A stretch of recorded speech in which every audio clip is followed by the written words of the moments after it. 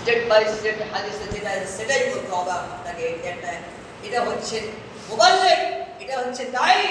একজন দায়ী কোনোদিন ঘুরিয়ে কাছে কথা বলতে পারে না, কারণ আমার আপনার কথা না। মায়ান্তে মান হাওয়া ইন হুয়া ইল্লা ওয়াহয়ুহা। নবী বলছেন যে আল্লাহ রাব্বুল আলামিন নবীকে বলছেন, নবী কোনো কিছু নিজের থেকে বলে না যা আমি বলতে বলেছি। তাহলে আপনি কি আপনি নিজের থেকে বলবেন? যে নবী বলেনি তা আপনি কে বলবেন? নবী ইচ্ছা করলে বলতে পারতেন।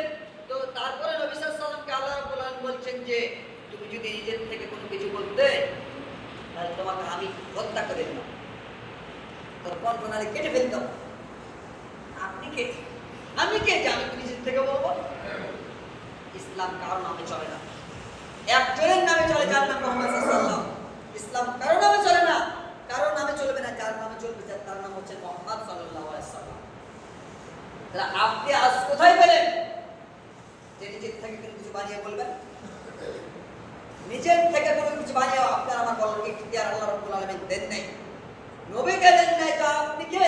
আপনাকে দায়িত্ব নবী দিয়ে গেছেন, আপনি হচ্ছেন তার স্থল বিশিষ্ট। আর আপনি মন্তব্য করে আপনি মন্তব্য করলে তো হবে না।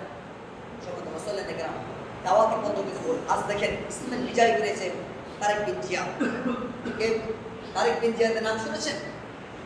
শুনেছেন, অনেকে শুনেছেন। তারেক বিন জিয়া স্পেন বিজয় করেছে।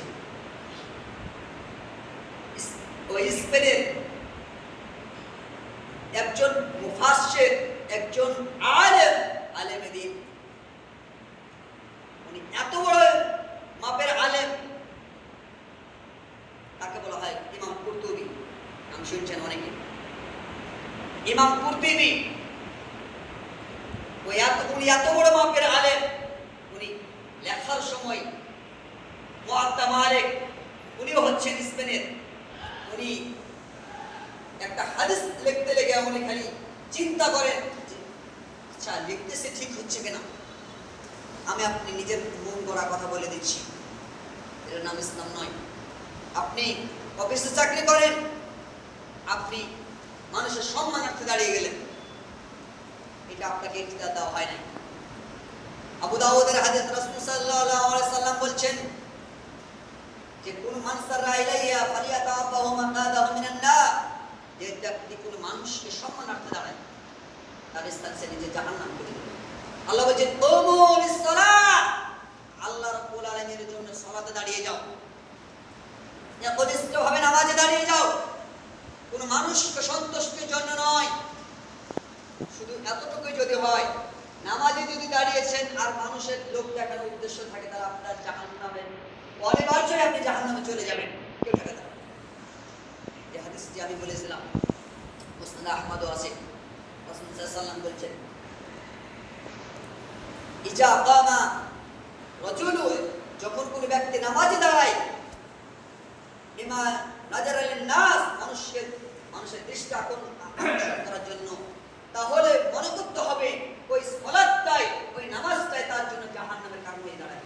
শুধু মানুষকে দেখানোর উদ্দেশ্য হয়, তাহলে মানুষের জন্য কিভাবে আপনার ইবাদত করা যায়? মানুষের জন্য ইবাদত মানে, মানুষের জন্য ইবাদত মানে মাজারে যে সিজদা করে, মাজারে সিজদা করা যাবে না।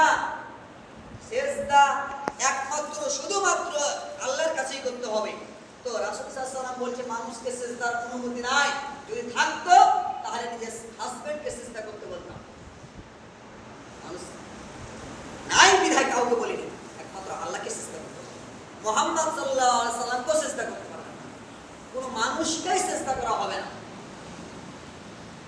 হাশরের মাঠে আল্লাহ রাসূল সাল্লাল্লাহু আলাইহি ওয়াসাল্লাম এক হাদিসে বলেন, রাসূল সাল্লাল্লাহু আলাইহি ওয়াসাল্লাম বলছেন সাহাবীরা আছেন যে সাহাবীরা শোনো, তোমরা বেশি বেশি নেক কাজ করো, কারণ কিয়ামতের মাঠে নিজের আমলের বিনিময়ে তুমি নাজাত পাবে আশা করো না।